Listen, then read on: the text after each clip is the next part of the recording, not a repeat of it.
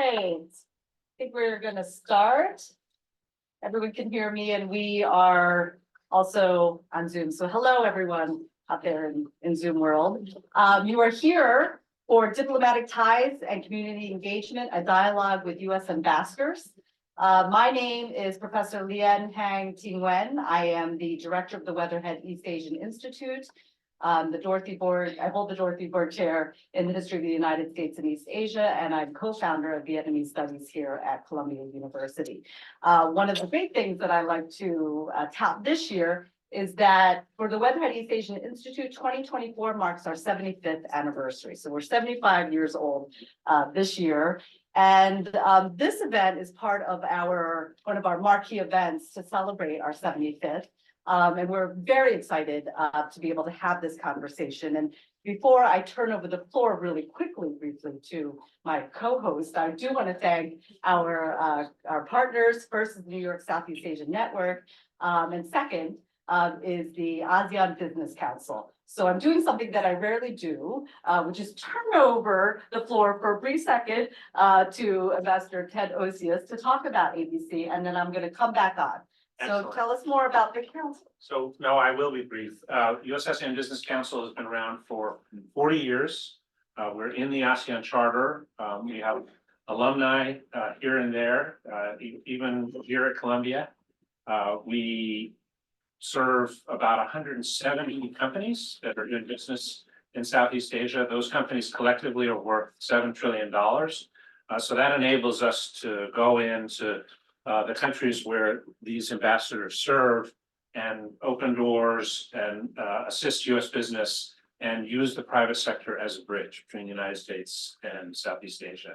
And we revived an old tradition, which is a US ambassadors tour, which has actually had gone on for 20 years, then stopped during COVID. We've got it going again. And this year, we're very lucky to have 3 really superb career diplomats come with us first to New York and tomorrow to Chicago. So anyway, thanks very much for hosting us here. I feel like I'm back at home. Loved coming here earlier to talk about Vietnam. So thank you. If I submit my resume, I could be considered for a position. So that good. We'll talk later at dinner. So allow me now to introduce our 3 ambassadors. I'll first start with Edgard D. Kagan. Ambassador Kagan is a career member of the First, I have to say I'm reading these in entirety. I usually do not when I'm hosting book launches. You don't have And to. you really don't. But this is for our students to really understand how impressive our speakers are today. They're going to allow me. They're going to turn bright red, but okay. So Ambassador Kagan is a career member of the Senior Foreign Service, was most recently the Special Assistant to the President and Senior Director for East Asia and Oceania at the National Security Council. Ambassador Kagan has previously served as Deputy Chief of Mission at the U.S. Embassies in New Delhi, India, and in Kuala Lumpur, Malaysia. Deputy Assistant Secretary in the State Department's Bureau of East Asian and Pacific Affairs, Consul General of the U.S. Consulate General in Mumbai, India, and Deputy Director of the Washington Office of the U.S. Mission to the United Nations. Earlier in his career, he was Director of Korean Affairs and Acting Deputy Assistant Secretary in the Bureau of East Asian and Pacific Affairs. He really embodies what Weatherhead East Asian Institute really values in our civil servants. All of Asia. We will include South Asia in this too, as our partners often are VSAS. Other overseas assignments include economic and then political and economic counselor at the U.S. Embassy in Australia and political officer and then political external unit chief at the U.S. Embassy in Beijing, PRC. He's also served abroad in Israel, Hungary, and Cote d'Ivoire. No, I gotta keep going. A recipient of the Presidential Meritorious Award and numerous other State Department Performance Awards, Ambassador Kagan speaks French, Mandarin, Chinese, Hungarian, and some Spanish. He is a cum laude graduate of UL, my own daughter as well. Second, we have Ambassador Marc Knapper, who is a member of the Senior Foreign Service of the U.S. Department of State and Ambassador to Vietnam. He most recently served as Deputy Assistant Secretary for Korea and Japan from August 2018 to July 2021. Prior to this position, Marc was Chargé d'Affaires, an interim in Seoul, from 2017 to 2018, and Deputy Chief of Mission from 2015 to 2016. Early assignments include Director for Indian Affairs, Director for Japan Affairs, and Seoul, Baghdad, Tokyo, and Hanoi. Again, another person who embodies what Weatherhead East Asian Institute is all about as well. Marc is the recipient of the Secretary of State's Distinguished Service Award, the nation's highest diplomatic honor. Marc has also received the Presidential Meritorious Service Award and the Department of State's Linguist of the Year Award. You're right, he would probably most likely be you. He is a summa cum laude graduate of Princeton University and also studied at the University of Tokyo, Middlebury College's intensive Japanese program, the Army War College, and MIT Seminar 11th program. Marc speaks Korean, Japanese, and Vietnamese. Which one the best? Japanese. I know who you can credit for that. Nope, There no, are no, no. better hat. She gets no credit for that. I know this. And last but not least, we have Heather Variava, who was sworn in as the U.S. Ambassador to the Laos People's Democratic Republic on January 19th, 2024. She is a career member of the Senior Foreign Service, class administrator, counselor. Previously, she served as Deputy Chief of Mission and Charge d'Affaires at the U.S. Embassy in Manila, Philippines. She also served as Deputy Chief of Mission and Charge d'Affaires at the U.S. Mission to Indonesia and as U.S. Consul General in Surabaya, Indonesia. In Washington, Ambassador Variava was Director of the Office of Nepal, Sri Lanka, Bangladesh, Maldives, and Bhutan in the Bureau of South and Central Asian Affairs at the U.S. Department of State. She also worked at the State Department Operations Center and served as the country's desk officer for Thailand in the Bureau of East Asia Pacific Affairs. I need to take you all with me when we do our Weatherhead East Asian Institute's visit to all of our communities in Asia this summer. That's top on the party for the 75th anniversary. I have you down for hosting it. You got it. A member of the U.S. Foreign Service since 1996, Ambassador Variava has also served overseas in India, Vietnam, and Bangladesh. Prior to joining the Foreign Service, Ambassador Variava worked as a newspaper reporter in Waterville, Maine. Raised in Cedar Rapids, Iowa, Ambassador Variava received an undergraduate degree in international relations from Georgetown School of Foreign Service, that's the Walsh School. She holds master's degrees from the University of Missouri and the University of Sussex in the UK. In 2012, Ambassador Variava received another master's degree in national security strategy from the National War College in Washington, D.C. You speak Indonesian, has also studied French and German, and that's English. Are you hearing this, Jill? You have more students. Yeah. Yeah, that's right. These are our three impressive ambassadors, and I will introduce quickly our two moderators. We're not as impressive. And they aren't linguists and philologists either, probably do not speak as many languages, but No. are very impressive. We have Professor Anne-Marie Murphy, who is Adjunct Senior Research Scholar, Professor and Director of the Center for Foreign Policy Studies, School of Diplomacy and International Relations at Seton Hall University. And here we have Mai Nguyen, who in certain ways you are her, how do we say this? Dr. Mater of her father. Professor Murphy served on the dissertation committee of Dr. Nguyen, who was Mai's father, and also was the Vietnamese ambassador to South Korea. But Mai herself is a SEPA student concentrating in international security policy. She is also a recipient of Fulbright Foreign Student Scholarship. And she'll be returning to MOFA in Vietnam in May, but we get to celebrate that she's graduating in SEPA in a couple of weeks. So, without further ado, I'm going to turn it over to Anne-Marie, who will explain how we will run this dialogue, and then turn it over to Anne-Marie. Thank you. Well, thank you all very much for coming, and thank you to the three ambassadors. We're delighted that you took time out from meeting business people to come here and engage with the campus community.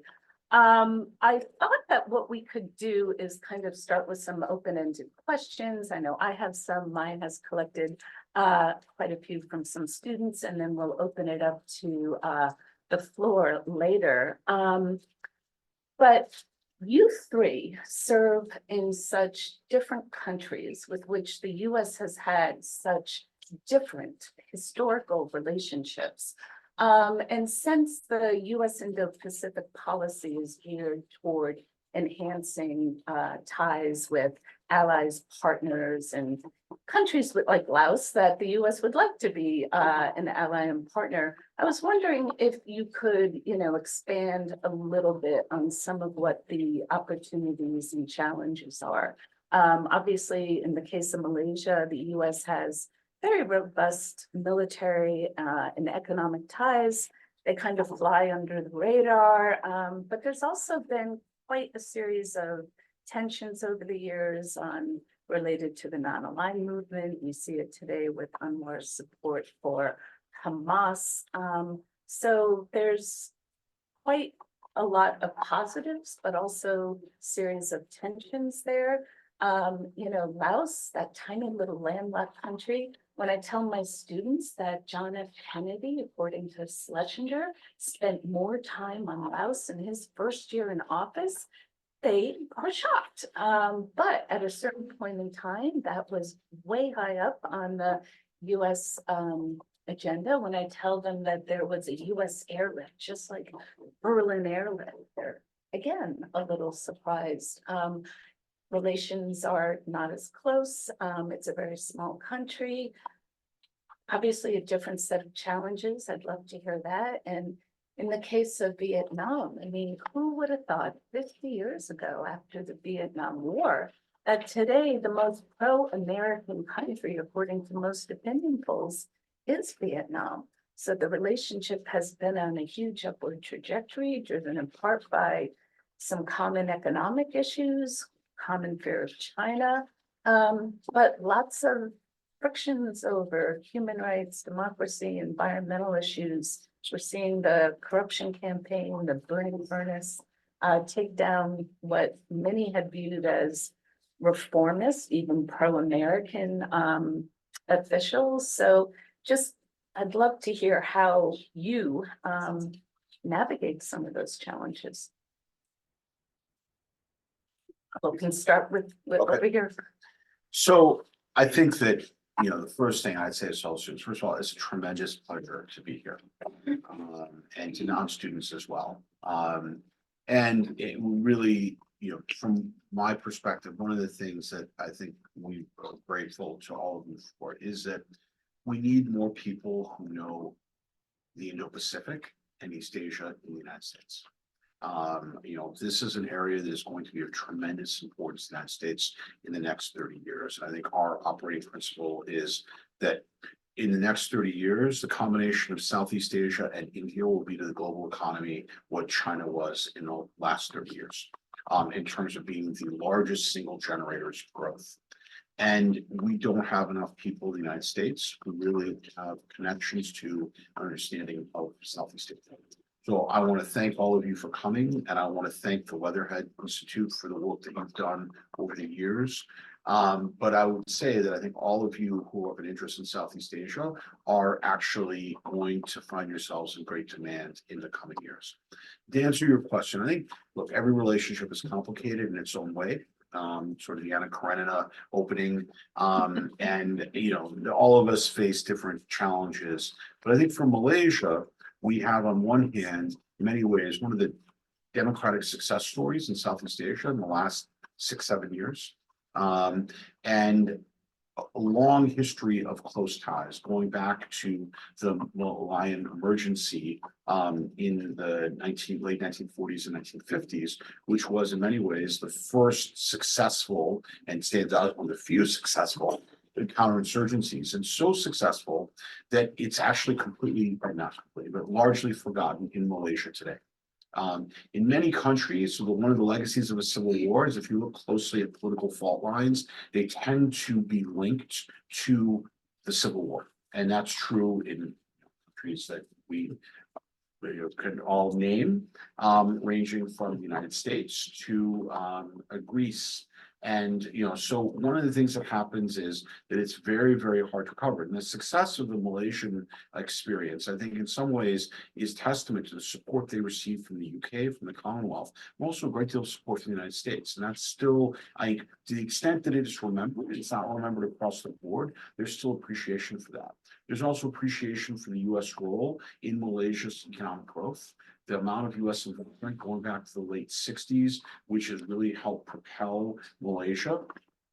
And a great deal of security cooperation and understanding that in a neighborhood that has a lot of uncertainty, that security cooperation with the United States offers reassurance. So I think all those things are tools. And yes, so there are areas of disagreement, of course.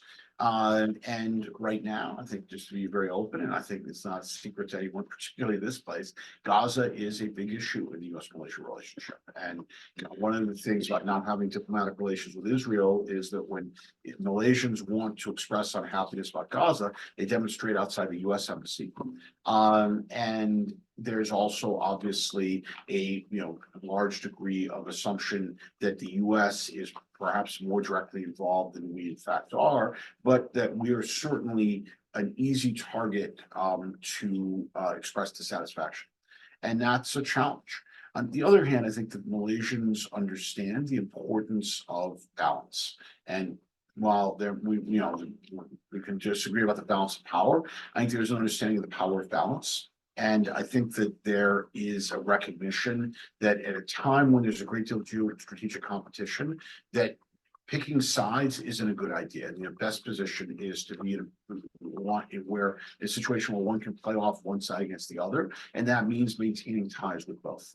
So I think that we do benefit from that. Anyway, long-winded answer, but hopefully that gives you some sense of where things are. Thank you. So as Professor Murphy alluded, the history of the US-Lao relationship is quite long and fairly fraught, at least at the beginning.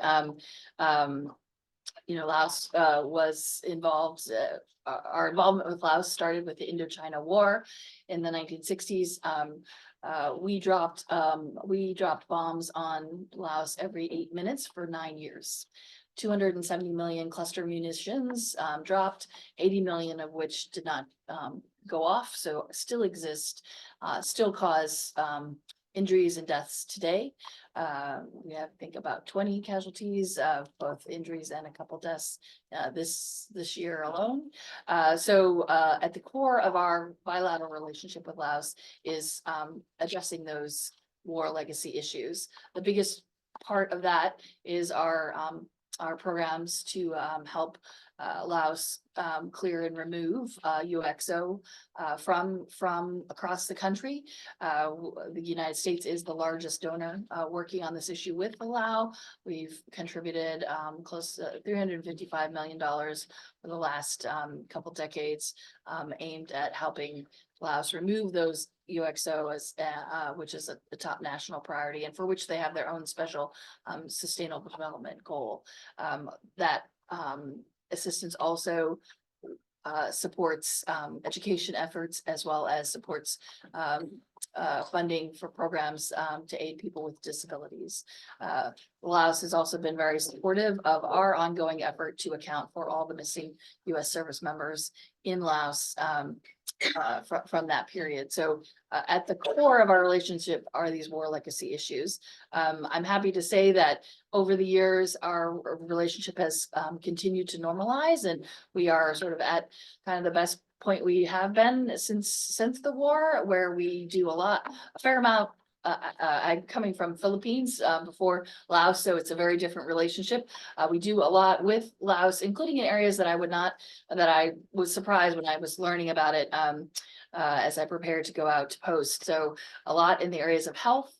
The COVID vaccines that we donated, although a fairly small absolute number, in fact, contributed to helping to vaccinate about a fifth or a seventh of their population, including children. So a huge benefit to our relationship. We do other work in the area of health and education, and in areas where we're working with the government of the Lao People's Democratic Republic to develop a commercial infrastructure so that they have the rules and regulations that will encourage other countries, particularly like-minded countries, United States and others, to invest more in Laos. So we have a whole range of activities and programs. And frankly, the comparative advantage that I think that the United States has in Laos is building that Lao capacity, building the capacity of the people of Laos, the country of Laos, to be a strong, stable, prosperous nation in the heart of Southeast Asia. This year, Laos is the chair of the Association of Southeast Asian Nations, ASEAN. So they have a big role to play in that infrastructure. And so I'll speak a little bit about ASEAN. And the United States is strongly supports ASEAN and sees ASEAN very much at the heart of our Indo-Pacific strategy. And so we work with ASEAN as in a collective sense, but also then working with the member states bilaterally to advance US interests and support the region in its own goals of security and prosperity. So happy to talk more about other aspects of our relationship with Laos. But we'll stop there. Okay, thanks. I would also like to say thanks to Columbia University and the Weatherhead Institute. Always wanted to, I always tried to get into Columbia, never made it, so this is a nice opportunity for me to finally say, made it. No, I mean, the US relationship with Vietnam is pretty remarkable, but not for all the reasons many Americans think. The common narrative, I think, is that sometime in the 1960s, the US and Vietnam, we found each other, to be at war with each other, in years of war and then isolation and then estrangement and then eventually normalization, friendship and the great partnership we enjoy now. But actually the real narrative, the real story goes back farther than that. And you have to go back to 1945, when the United States and Ho Chi Minh and his, in the Viet Minh that he was leading, we were actually allies. We were allies together in northern Vietnam in the fight against Imperial Japan. And we were so close, we were supplying Ho Chi Minh and the Viet Minh with arms and ammo and radios and maps, and Ho Chi Minh and the Viet Minh were helping us to rescue downed American pilots. And again, we were allies in the struggle against Imperial Japan. Ho Chi Minh quoted from the US Declaration of Independence when Vietnam declared its independence September 2nd, 1945. Ho Chi Minh wrote a letter to Harry Truman, February 1946, pledging full cooperation, asking for US help in realizing Vietnam's ultimate independence from colonial France. Sadly, Harry Truman did not write back. And the rest we know over decades was, we started as allies, friends, and as friends sometimes do, we lost our way for 5 decades through war and isolation. But then 1995, we normalized relations. And now we're on the verge of celebrating next year 30 years of normalization of friendship and partnership. And it's a remarkable journey that really began slightly more than 30 years ago with efforts that Heather described to account for missing American service members from the war, to deal with some of the other legacies from the war, to include unexploded bombs. The US dropped more bombs on a single province, Guangxi province, than we did all of Germany in World War II, which is pretty remarkable, but in the worst way. So we're still working on cleaning those up. We're working on cleaning up Agent Orange, which is this defoliant that we sprayed, primary ingredient of which is dioxin, which is very bad for plants, but also very, very bad for human beings. And so we're trying to clean up those sites, as well as assist people who were affected by this terrible chemical, as well as people who suffered wounds due to messing around with unexploded bombs. But it was these efforts to address these war legacies, which created a foundation of trust, of confidence in each other, to build the relationship we now enjoy. And it's a relationship that encompasses everything from trade and investment to security and defense cooperation, science and technology cooperation, education, energy, climate, people to people, you name it. I mean, if two countries are doing something that's worth doing, it's the US and Vietnam are doing it. And we wouldn't be there, we wouldn't be here, without really the brave efforts, the bold efforts on the part of individuals in both countries over many years. Individuals well-known like John Kerry, John McCain, Patrick Leahy, individuals in Vietnam like General Vo Nguyen Giap, former Foreign Minister Nguyen Cac. And then, people, just average Americans, average Vietnamese who worked very hard to build bridges between our two countries. Also great individuals, like Ambassador Osius, who works very hard on behalf of this relationship when he was ambassador, even before. And so I think, we are at a very important point in our relationship with Vietnam. President Biden visited last September. We upgraded our ties to the highest level within Vietnam's constellation of relations, comprehensive strategic partner.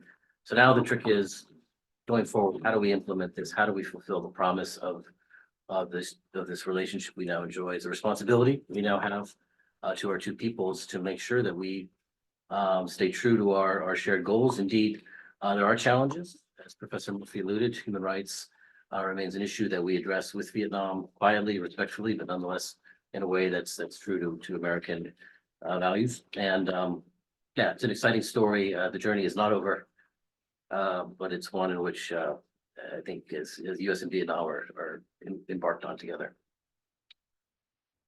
Would you like to ask the question, or do you want me to ask the next one? If you could continue, and then I will add on to that, because a lot of Southeast Asian students in SIPA who are very interested, but unfortunately the event sometimes overlap with their class time, so they have sent me their questions so that I wouldn't be able to ask you later, but please go ahead.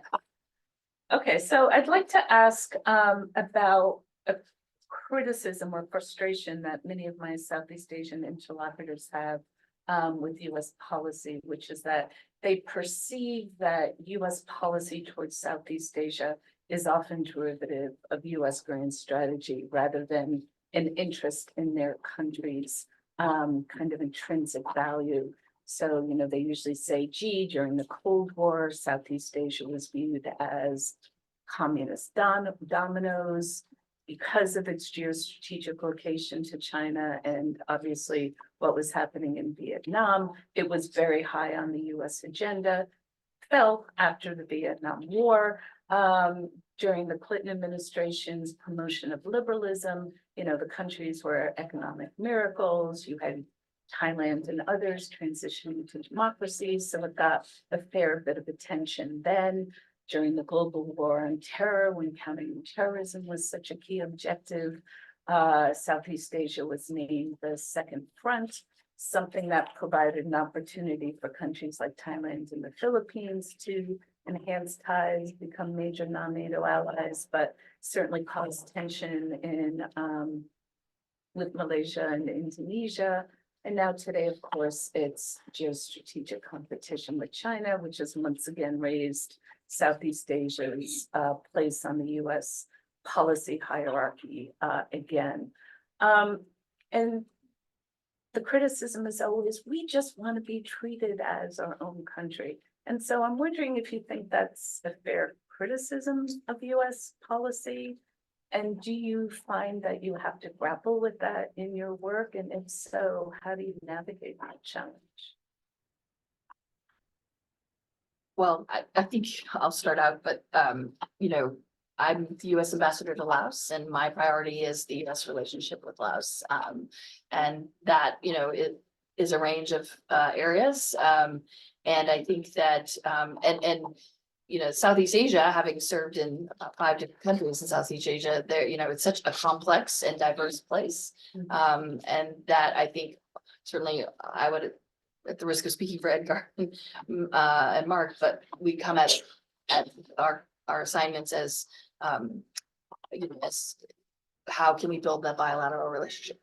There are issues that are cross-cutting and why we do more and more, I think, with ASEAN. But at the fundamental basis of the work we do is the bilateral relationship and what is in the US interest in terms of building that relationship, and it varies from. Thank you very much. Yeah, I look, I would reject the fundamental premise of Okay. that. I disagree. I think that the way to look at it is that there's long been a recognition, going back to the immediate post-World War II period, of the importance of Southeast Asia to the United States.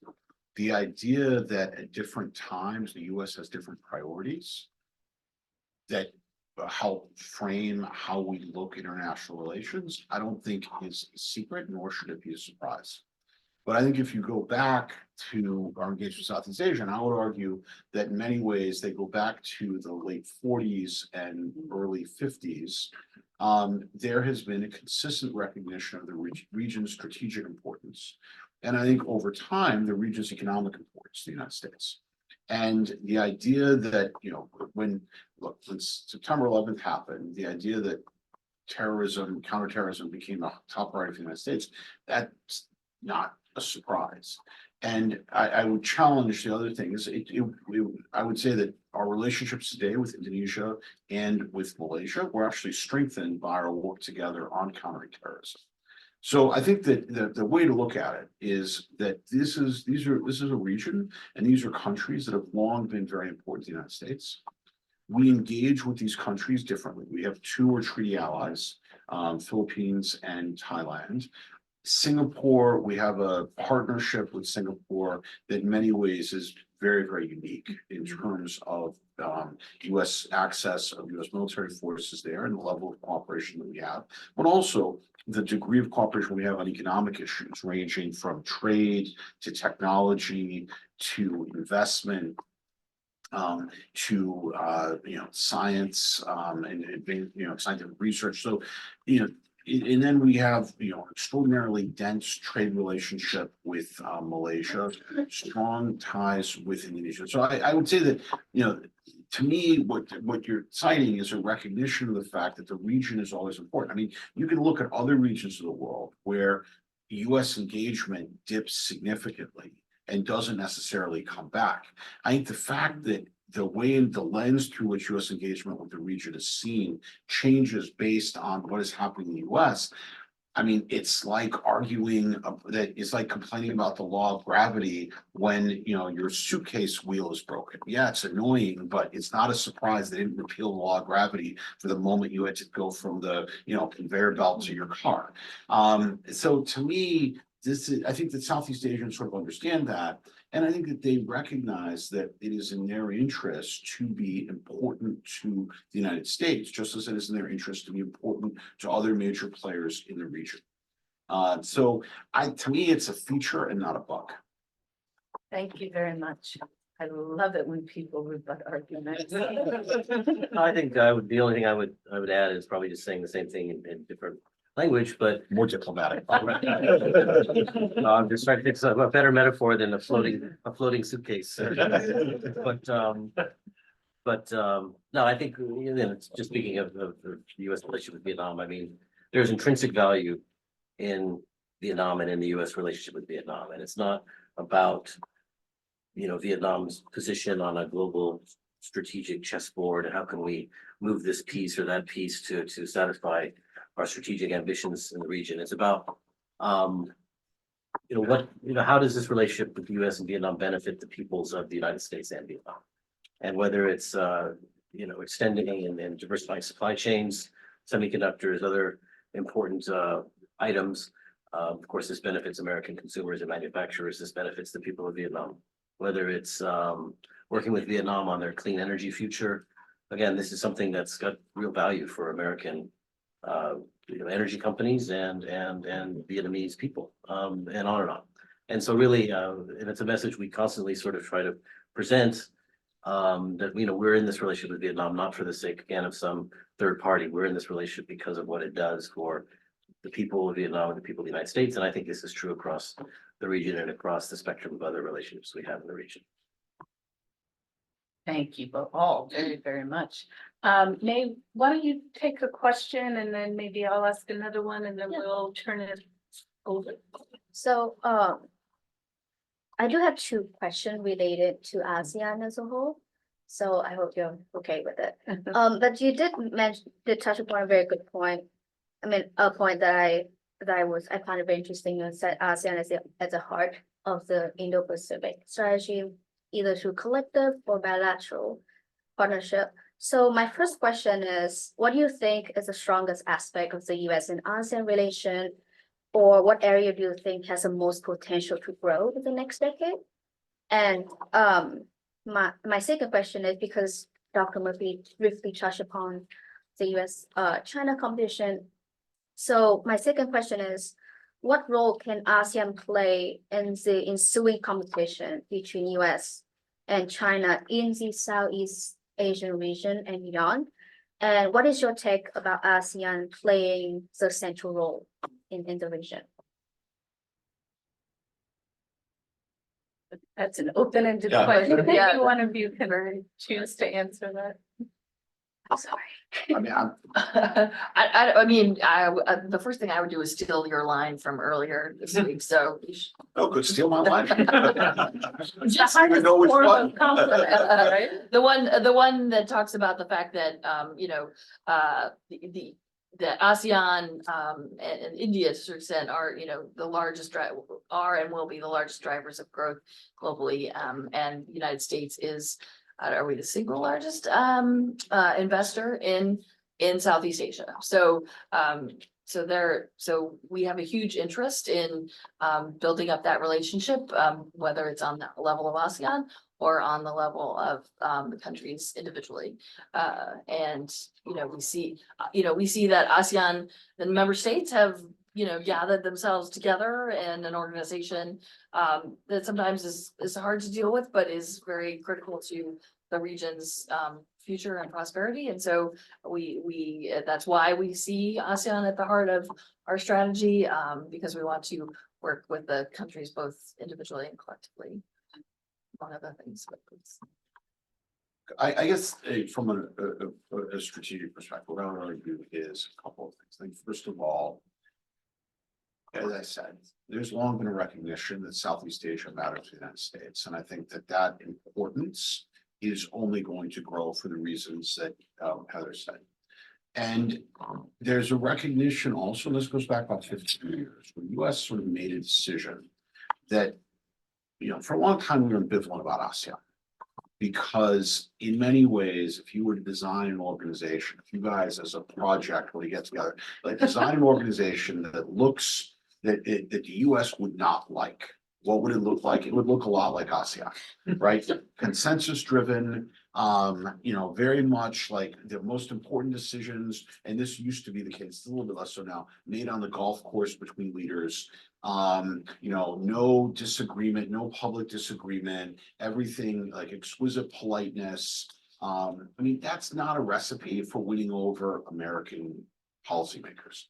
But there was a decision that was made, which was that if you want to have strong bilateral relations in Southeast Asia, which we did and we do, that you can't avoid having a strong relationship with ASEAN, because ASEAN is so important to the countries in Southeast Asia.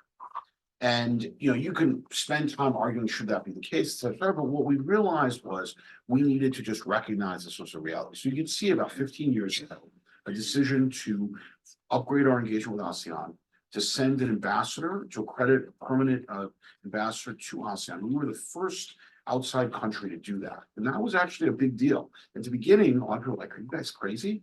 And now everyone does it. There's a whole cadre of ambassadors in Jakarta that are accredited to ASEAN who are not also accredited to Indonesia. 15 years ago, that was not the case at all. And you can see we've started participating in more of the meetings. And one of the things about ASEAN is, in addition to the things that are the most visible, sort of the part of the iceberg that's above the water, of the leaders' meetings and the foreign ministers' meetings, the defense minister meetings, there's a whole surface piece which is like all icebergs, much, much bigger, of other ministerial tracks, of sub-ministerial tracks. And so, I think I heard Heather mention, I forget what the number was, so I'm gonna just quote her, like over 200 meetings. So hosting ASEAN or chairing ASEAN is actually a big deal because you have to organize all these meetings.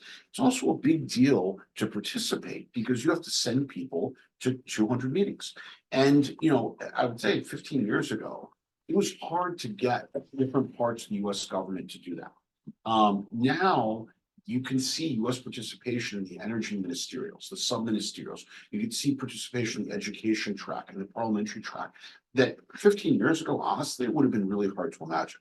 So I think it's a recognition we need to be part of this, that we have an interest in working with ASEAN. And ultimately, ASEAN is important because they have managed to set themselves up as central to all the other things that happen in the region. And the only meeting that brings together all the major players in the region is the East Asia Summit. And so when we talk about ASEAN centrality, we're really recognizing that ASEAN has managed to make itself central in a way that everyone now accepts. And so I think that's why we need to engage with ASEAN. I mean, you mentioned the Indo-Pacific strategy, which really highlighted the importance of ASEAN. I would just note for all of you, the Indo-Pacific strategy my office produced it at the NSC, but the drafter was Mira Rapp Cooper, who actually replaced me as senior director, who got her PhD from Columbia. So, you can see the Columbia influence. I should be embracing this. I can't talk that. You just complimented the Columbia audience. Could I follow up on that just a minute? I'm so glad that you talked about the kind of subsurface meetings that are so important and where, a lot of things get done. But so often what gets focused on is, did the president attend the annual meeting, right? And that is the measure of quote unquote US interest, at least at a kind of surface level. And obviously any president's most precious commodity is their time. Going to an ASEAN meeting is 24 hours of travel, 12-hour time difference. I mean, it's a huge commitment. President Trump only made it to one. Biden earned a lot of credit for hosting the special US ASEAN summit in DC in 2002. He attended the first, skipped last year's to go sign a strategic partnership with Vietnam, which certainly didn't go over well in Jakarta, particularly since they moved the meeting to make it closer to the G20. So, I've heard some talk because Chinese President Xi Jinping doesn't attend, right? It's always been the Chinese premier. And given A, the difficulty of getting presidents, and B, whoever wins the election is going to be a fairly old man, that should the US just make a policy that the VP attends? And that way it's expected, there's no disappointments, and just kind of follow the China model. So I'd love to hear your thoughts on that. I would say as a general rule, following the China model. I know, I shouldn't have phrased it that way. Right, that we try to adopt. So look, you're right, this is a huge challenge. I mean, this is one of the things that is a challenge on a bunch of levels. I mean, part of it is obviously in our system, the president is both head of state and head of government. The demands on a president's time are, I would argue, fundamentally different than almost any other world leader. And it's hard. I mean, I would tell you that President Biden was willing to go in 2021 when Brunei hosted, and they decided to make it virtual. So we didn't fully test that. But he was very clear with us, he was willing to go. Mm-hmm. Obviously, he went in 2022. And 2023 was a tough decision. And I think that it's got to be linked to also recognize that there was linked to a trip to India for the G20. So there's a lot of travel and a lot of demands. So the G20 has become, in many ways, a much more challenging and demanding thing as a result of the changes that you're all aware of. So I mean, you know, I've read stuff, I've heard debate. I'll tell you that if we were to go to President Biden, and I think that, certainly that would have been the case with some other presidents, say that it's a matter of policy, president's no longer gonna be presidential. I don't think he would like that. Because I think he recognizes the value and the impact of going. He was disappointed not to go the last time, and there was a lot of demands, and there was a tough decision. But my view is President Biden would not be willing to make a decision to back away from tenets of the East Asia Summit. Because ultimately, the ASEAN meeting really is about the East Asia Summit, and it's worth keeping in mind. The East Asia Summit is somewhat unique because not only does it bring together ASEAN, but it brings together key players in a way that you've got India, Russia, China, the US, Korea, Japan, all at the table, and Australia and New Zealand, all there. So this is not an unimportant thing. And I think that you'd have to get a president to be willing to say, I'm going to decide I'm not going to go, which is very different and in many ways harder than deciding I am going to go. Thank you. Any other views or? No? Do you have one more question and then we'll open it up, Mike? Well, I guess, it's a very easy question compared to the previous question, but, my friends who aren't able to, attend today, they just very curious about, what advice can you give us as students and future practitioners of international relations? In general, and international relations in Southeast Asia. Well, you're doing the right thing by studying here at Columbia. And particularly an institute that's devoted to the study of East Asia, Southeast Asia. I think it's being curious, being creative, it's looking for opportunities. There are so many opportunities out there, professionally and intellectually. I think it's seizing those opportunities, and not letting any obstacles prevent you from doing that, among other things. I feel like maybe I'm preaching to the converted saying this, since so many of our students here are from overseas and already speak multiple languages. But for me, as an American student, when I was in university, just learning foreign languages and then seeking opportunities to study abroad. I mean, that was for me just completely life-changing, eye-opening, whatever, however you want to put it. I did a sort of a internship between my junior and senior years in Japan. Then I went to Japan after graduation for a year and a half. And just to have had that experience, learning a foreign language, stepping outside my comfort zone, taking risks, changed my life and set me on the course that I'm on today to eventually become a diplomat and serve not just Japan, but in also other countries as well. And so, again, so many of you already are very internationally minded.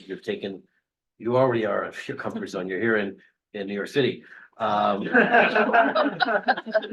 from Los Angeles, so I'm outside my comfort zone.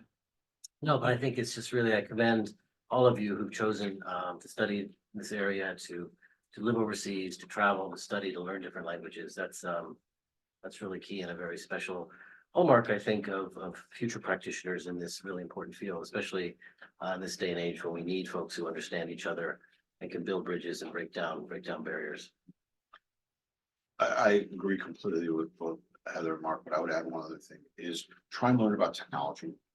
One of the really interesting changes, I'd say in the last 5 years, I really noticed this in my time at the National Security Council, is that so much of what we work on now really is linked to technology. And I would say that most diplomats, most people in government who work on this actually don't know that much about it. And the comparison I would make is 50 years ago, 55 years ago, most people who studied international relations or involved in foreign policy knew something about strategic nuclear issues because it was such a big topic everywhere you went. And so people were forced to sort of learn about it and could talk about it. And that didn't necessarily mean you were an expert. The difference now is that technology is way more complicated.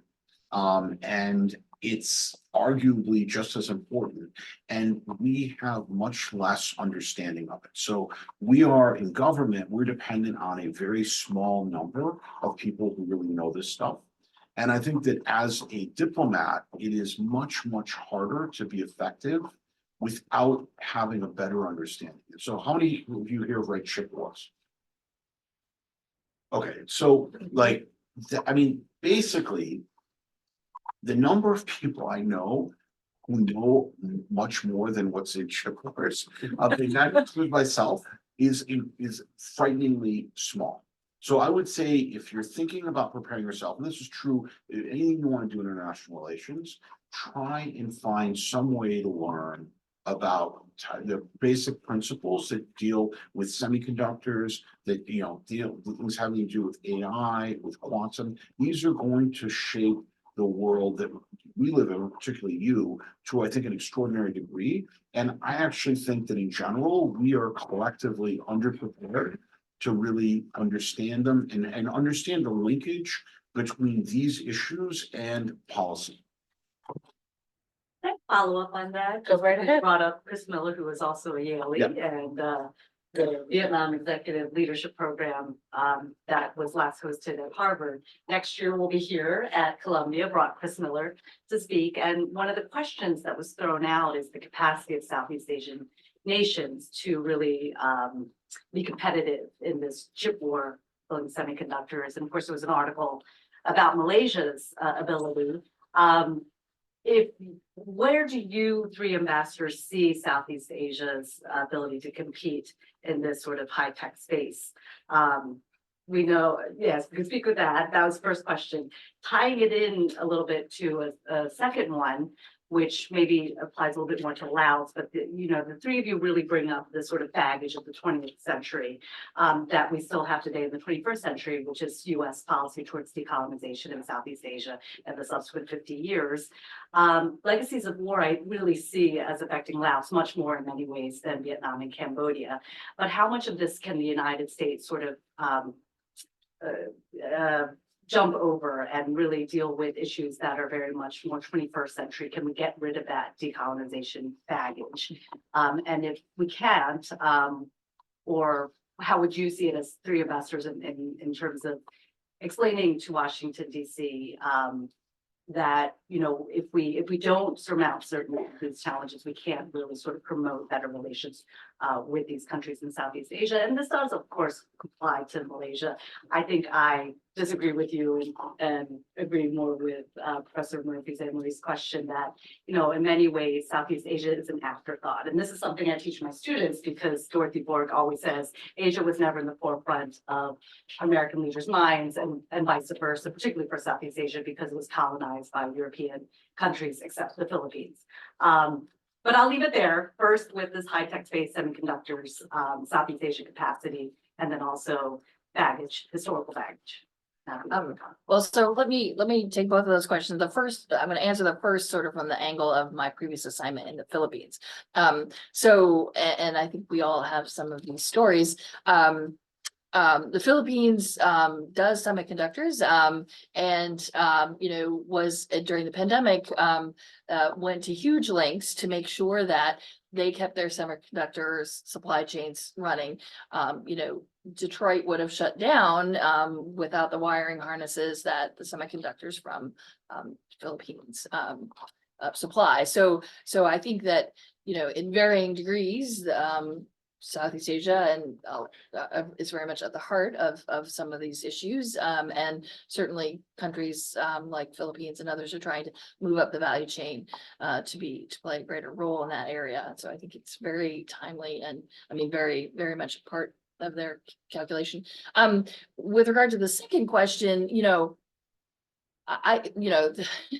the Americans in general are not good historians or rememberers of history. So I think we do have to keep our history in mind, especially when in the case of Laos, people are still dying from things that we did 50 years ago. So I think we forget that at our peril, but what we need to do is move beyond it, certainly, and we need to work with our partners as well. well.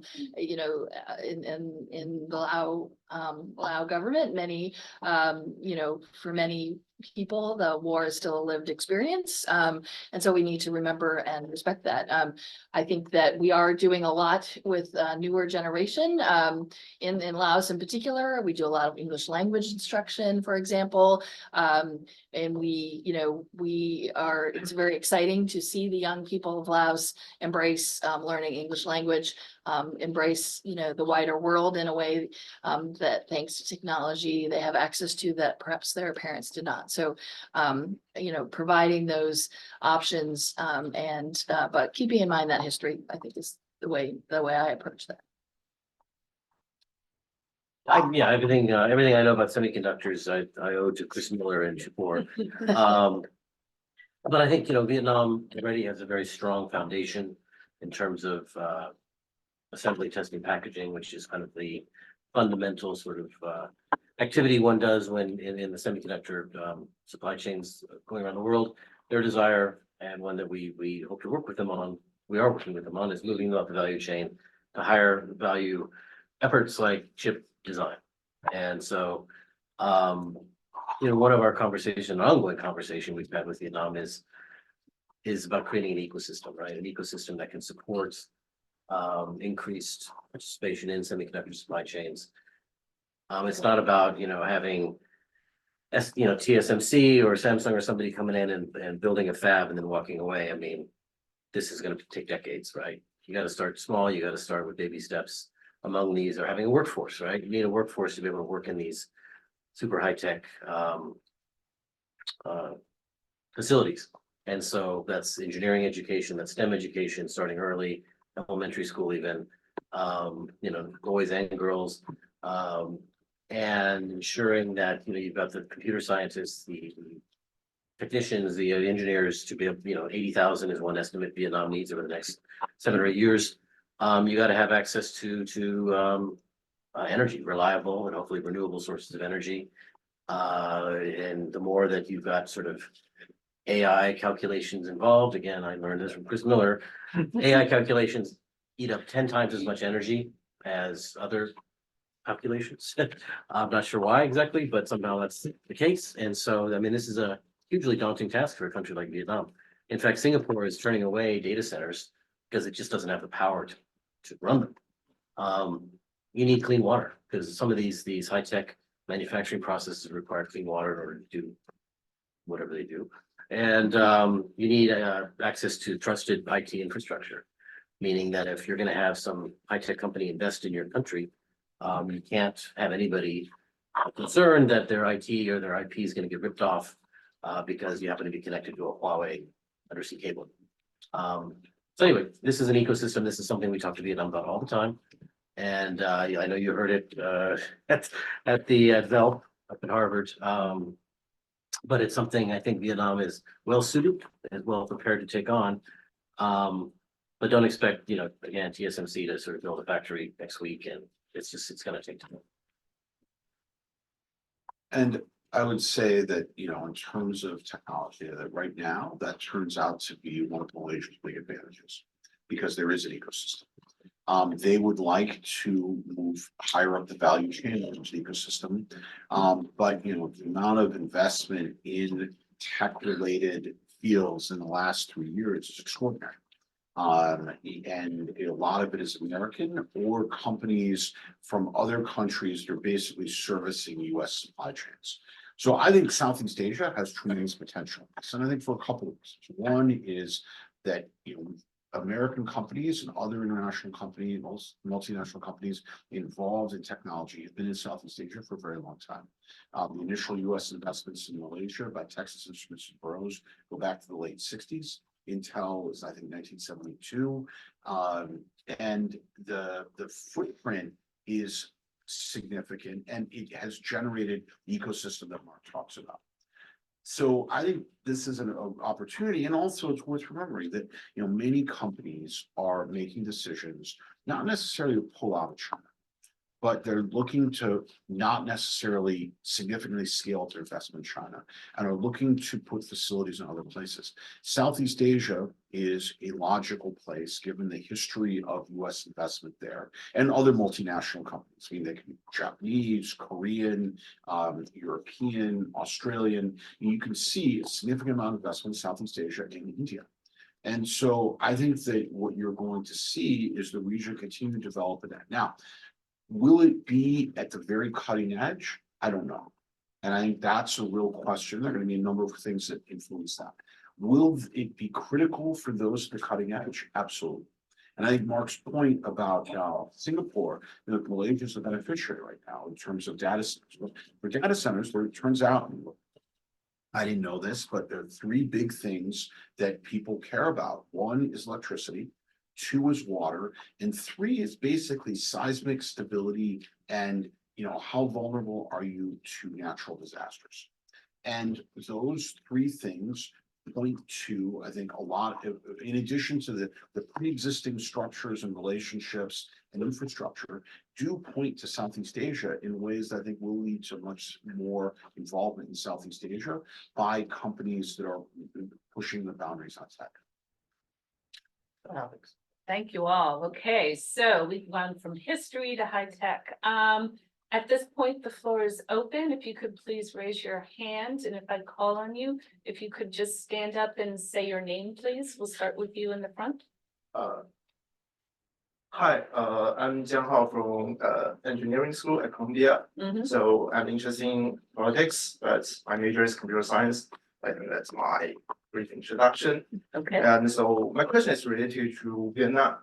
So Vietnam is always like trying to balance between US and China and some factions within the party, I'm not sure I can pronounce it correctly, sorry. Like the General Secretary Ren Fu Chong's, do I pronounce it correctly? Yes. Yes, prefer to strengthen the ties with China.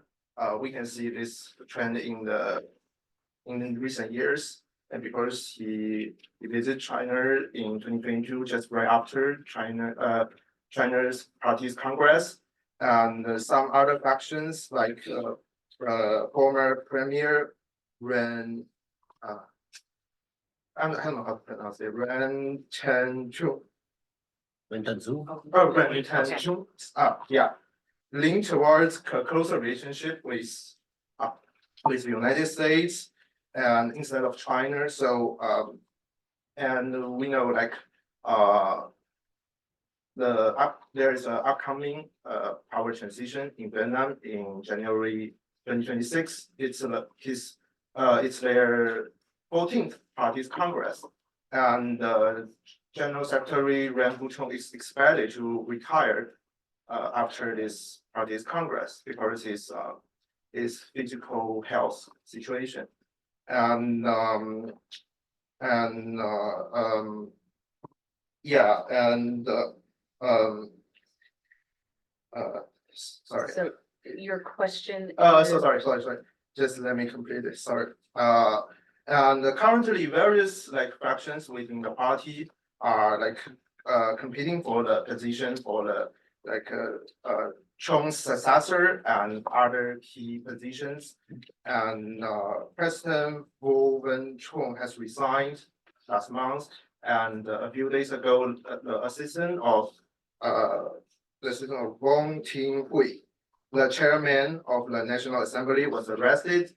And so I think the current Vietnam's internal politics kind of unstable, and it's still unclear who is the next general secretary will be. And so therefore, so I believe that the post Ren Fu-chung's era could be both unstable and unpredictable, because we don't know who is the successor right now. It's just the Party Congress is 2 years later, or less than 2 years later. And so I'd like to ask Ambassador Knapper how the US plans to shape its foreign policy to navigate the post Ren Fu-chung era in Vietnam. Thank you. Well, after that long wind up. I regret sort of giving a rather sort of crude answer, but I learned early in my career not to try to speculate on what's going on, especially in a public forum, what's happening internally, either within the government or the party of the country in which I'm currently serving. I need to keep this job for another year or so. But yeah, I mean, I know there's, everybody's always talking about who's up, who's down, who's in, who's out, which faction. I mean, yes, I mean, you could say that about virtually any country, including our own. Suffice to say, as we've, over many years, the United States has worked with different leaders in Vietnam, whether party leaders, government leaders, just as Vietnam has worked with different presidents of the United States and different leaders in Congress, regardless of party, whether it's Democratic Party, Republican Party. And so I left my, magic 8-ball in my office back home, but whoever, emerges in whatever leadership process takes place over the next couple of years, the United States will be prepared to work with that individual for the betterment of our two countries' relationship and our two countries' peoples. Okay, other questions? One? Sure. I'm a postdoctoral fellow here at the Weatherhead Institute, also a professor at Borg University, Vietnam. Thanks so much for sharing. My question actually comes in response to something Ambassador Kagan said, but it's directed towards Ambassador Variava, because when I see your CVs and your backgrounds, I notice, that there's something in common, which is, Ivy League. So background for you, except for Ambassador Variava, who, of course, your undergrad at Georgetown, it is sort of a place that sends a lot of people to diplomatic service, but also Sussex, a place that teaches a more critical bent of international relations, famously, right? The home of the European Journal of International Relations. And so really part of my question is, how much space has there been, have you seen in your career in diplomatic service in the US for sort of more critical perspectives and voices in diplomatic service, whether some of these backgrounds have helped you in some of the posts that you've been serving in particular Laos, and how good your golf games are, I suppose. It's clearly, and I know this, my dad's an ambassador too from Vietnam. He tried to make me learn golf. I said, I quit diplomatic service. He says, you need it. I said, I quit, like, can you do it without a good golf game? How good is a golf game? I got my husband to take up golf, actually. No, so, you asked a very good question at the heart of it. And I think that you can frankly be a critical thinker and creative thinker through attending a variety of universities, not just one or another. I will say that as the U.S. ambassador to Laos, as a U.S. ambassador, regardless of the country to which I'm posted, my job is to advance the interests of the United States as articulated by the administration in power at the time. I've worked, as my bio said, since 1996, so both Democratic and Republican administrations. And it's a fundamental tenet of the work that we do that if we have such a disagreement with a policy that we cannot advance it, then we should leave. And I know diplomats who I respect very, very highly have taken that option on occasion. There are mechanisms for debate and in even dissent in the State Department. It varies from agency to agency. And I think we do see healthy debate and discussions within the State Department about US policy on a range of issues. But ultimately, if we are to perform our role properly, particularly as ambassadors, it's to support the policies of the government we're representing. Okay, other questions? We'll go over here, please. Adam, if you go, sort of picking up the conversation we had yesterday at the Edge Society. Ambassador Knapper, you spoke obviously the boundary of both obviously never snapping, and obviously having great resilience in our context within it. I'm just curious to sort of expand upon that. Is it based sort of on the fundamental sort of concept of pragmatism? And under what circumstances would you see this sort of diplomacy snap to one side or the other, whether it's the US or China? I'd be curious to know what circumstances you would see that to be, and perhaps as well, fellow ambassadors, what your thoughts would be with regards to Malaysia and Laos. No, I mean, ultimately, bamboo diplomacy or omnidirectional diplomacy, whatever you call it, has served Vietnam very well. The only country to host both President Biden and President Xi in a single year was Vietnam last year. And I think it's just representative one of, as they say, the tyranny of geography. I mean, Vietnam's in a tough neighborhood with lots of big neighbors. And it's represents, I think, reflection of Vietnam's longstanding and traditional relationships, friendships, whether government to government or party to party among countries like the United States, Russia, China, India, the EU and others. As for snapping, certainly that to me that implies sort of making a choice. And the US policy is not to force countries with Vietnam or others to make a choice. As Secretary Blinken often says, we want countries though to be able to choose, to have the wherewithal to choose without coercion, without being bullied, without being forced to do so. But countries ought to have a choice, but we don't want to have to make them do that. And our goal is to ensure that either through trade or investment or security cooperation, that countries have the flexibility and sort of wherewithal to be able to choose as they wish in a way that's best for their national interests and for their people's security and prosperity. I think this is not unique to Vietnam. You're not getting around the geography of Southeast Asia with a large and powerful neighbor to the north. But the US is a large and powerful nation with interests in the region and an interest in working with the countries of the region, both individually and collectively. So I think working with our friends and partners in the region and beyond to offer options to our friends and partners in Southeast Asia is pretty fundamental to what we're trying to do. I just argue, I think all of you are familiar with the concept of the distant balancer. And, I think the countries in the region, I would argue, see the US as a bit than just a distant balancer because we have been such important investors. Trade with the US has been so important for so many countries. And so I think that, the answer to the question is, I'm not sure what it takes for countries to snap. But I think it's probably an action by one of the major players that makes them feel like they have no choice in terms of what to do. And I think that from a US perspective, our goal is to avoid that. And that our goal is also to make sure the countries have as many tools as possible and in order to defend their sovereignty, defend their interests. Because ultimately, we believe this is at the heart of our goal of free and open Indo-Pacific, which is the countries basically have options and choices on how they choose to advance their interests.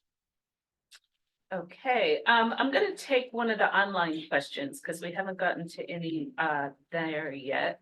And one of them says that we have heard a lot about what US interests in Southeast Asia are, and the questioner wonders if you could each provide a little insight into what the country in which you serve most wants from the United States and whether or not the US is in a position to grant that wish. Well, I wouldn't exactly put it in terms of the US bestowing upon I these countries waving a magic wand or something. But I think in the case of Vietnam, one looks at the aspirations, the high goals that Vietnam has set for itself in the decades ahead, whether it's to be a net carbon zero economy by 2050, whether it's to be a high income economy by 2045, to have a digital economy by 2030, etc. every one of these goals, every one of these aspirations and the efforts to achieve them involve the United States. Whether it's government to government efforts that we have underway, whether it's our academic institutions, whether it's our research institutes, whether it's our American companies, multinationals that are investing in Vietnam, training their workforce. All of these goals that Vietnam has, the US is inextricably linked to. And not just the US, but our partners like South Korea, Japan, and others. And so, and I dare say we are linked in a way that our competition is not. And this is something I think we shouldn't take for granted.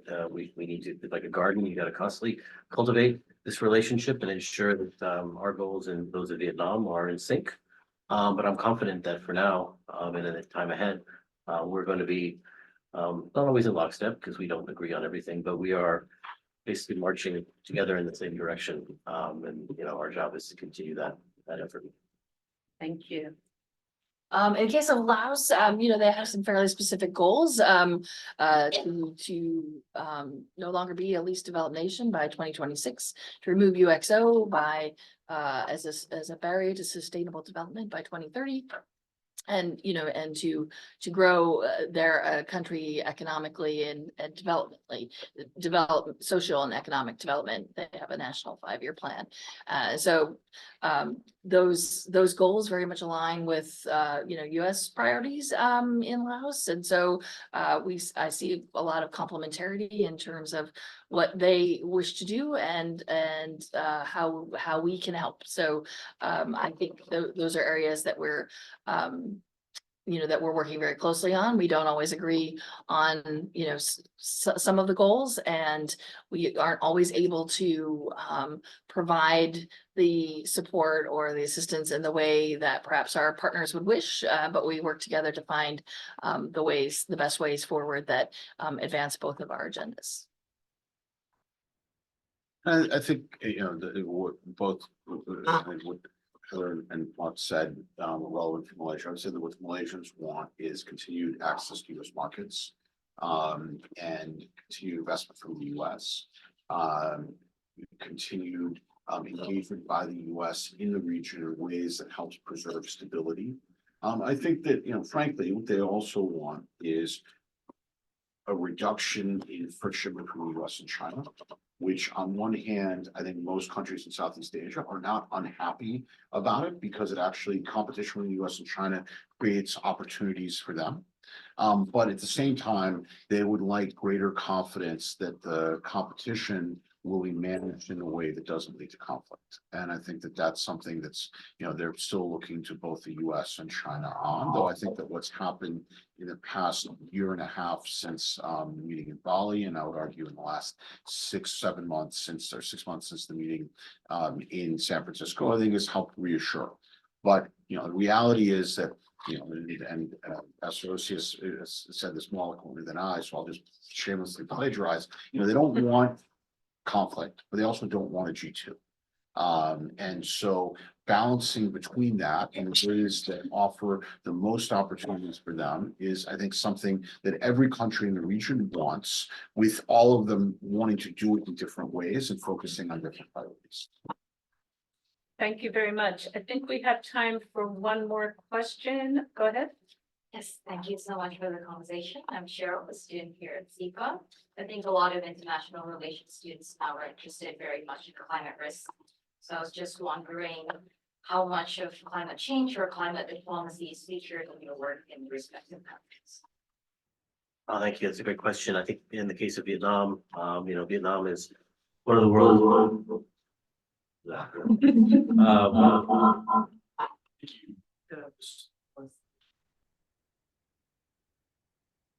Did I hit something? Was that Edgard's name? Understanding. What did I hit? Oh.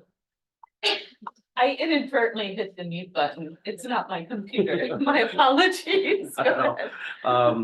No, I mean, Vietnam I don't need it anymore. okay. I'm usually text that. Yes. No, I mean, Vietnam is one of the world's top 5 countries vulnerable to climate change, the effects of it.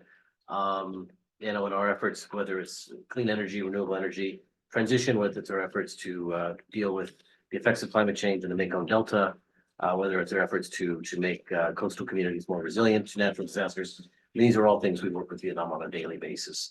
And I know it's true, you know, with other partners in Southeast Asia. But it's a real thing. I mean, salination of the Mekong River is a real thing. It's happening. You know, we're assisting farmers to figure out how to adjust their rice crops to have a more saline, saltwater resistant crop, or switching over to say, you know, half the year they do rice, half the year they do shrimp. I mean, these are real world impacts that the US and other partners are having in Vietnam to deal with for their real world effects of climate change. That's, I think, in all of the countries I've served in Southeast Asia, we do a lot in the area of climate environment. And it's often through US Agency for International Development, and programs tailored to the needs of that country. In the case of Laos, given its, you know, the fact that it, you know, has 4 or 5 neighbors, and the Mekong runs right through it, a lot of the work that we do with Laos in terms of environment is regionally based, and through work in the Mekong, our Mekong US partnership, the Mekong River Commission, and other areas, you know, doing just what Marc described in terms of both environmental protection, but also mindful of the livelihoods that great river system supports. And I think that for Malaysia, there's this sense of frustration because they are exposed to the effects of climate change, and it is a very important issue. Probably not as much as Vietnam, but you know, looking at a ranking of how exposed you are on climate change, is it very satisfying if you feel like you're getting whacked by climate change? So, you know, I mean, this is an important issue. The reality is there's also some frustration because whatever they do for themselves, Malaysia is a comparatively small source of global emissions. And so the challenge is that, you know, in order to deal with the demand, to mitigate the risk of climate change, the impact of climate change, you got to do 2 things. One is, you know, have as much influence and hope that there is a global agreement that leads to very significant emitters to reduce. And at the same time, take actions to be more resilient in terms of the impact of climate change, to really start moving towards adaptation. And there's also an economic aspect, which is trying to take advantage of the opportunities that come from building clean energy, renewable energy economy.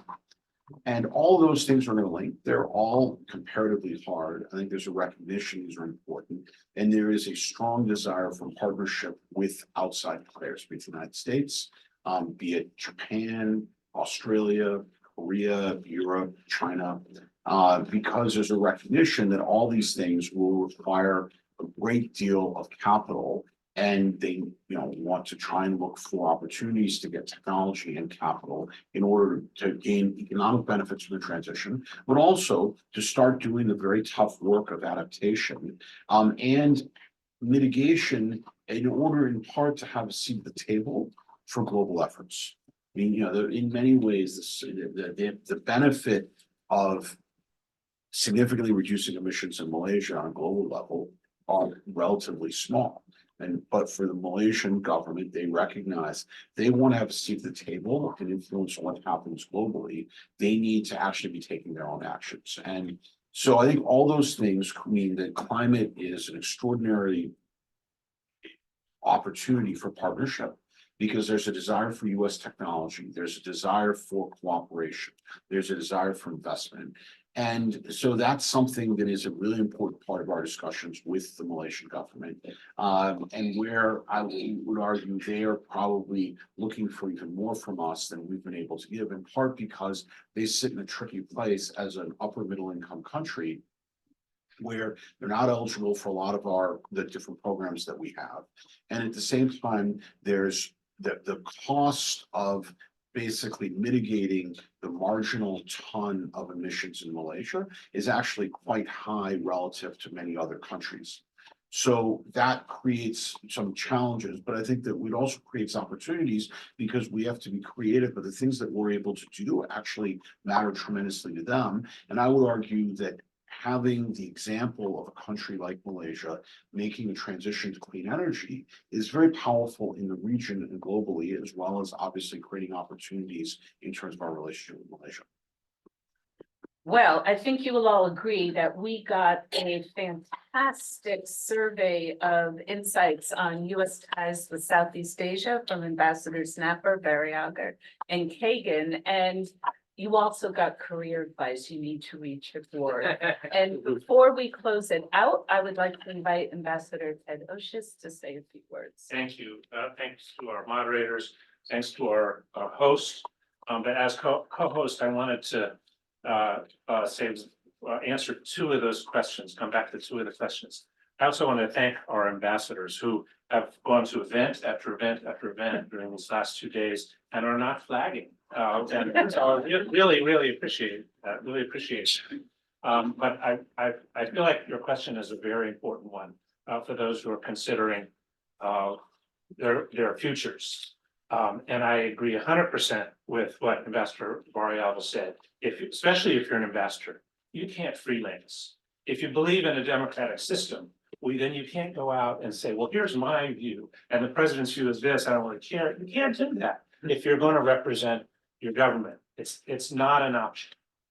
However, your highest loyalty is to the Constitution. All three of these ambassadors swore an oath to the Constitution, not to any president. And I got to the point in my career where I thought my oath to the Constitution was more important than my loyalty to the president. I had to resign. I had to be one of those officials who left, because we have to remember who we are as ethical human beings. The process of making policy is not a passive one. The people you see in front of you are actively engaged in the iterative process of policymaking at all times. You don't just receive it and passively accept it. They shape it. And that's really critical. But when you get to the point where something snaps and you can't shape it any longer, but then you do have that responsibility to remember your ethical principles and remember your oath to the Constitution. And sometimes that means stepping aside. The other question, which I think came from one of the students who couldn't make it on career advice. I loved serving as an American diplomat for 28 and a half years, privilege of a lifetime. But there are ways to do international relations and to serve one's country even outside of officialdom. I made the jump over to Google, and I found out that actually when you're in the private sector, there are times where you can mobilize resources and make things happen that are beyond what governments can do. That's a legitimate way of providing public service as well. So that whether it's in the private sector or in NGOs, there are a huge number of opportunities to be engaged internationally. I think this profession is quite a noble one, and absolutely worth considering, but it's not the only option. But thank you so much for engaging with us. Thanks for ambassadors. Thanks to our host.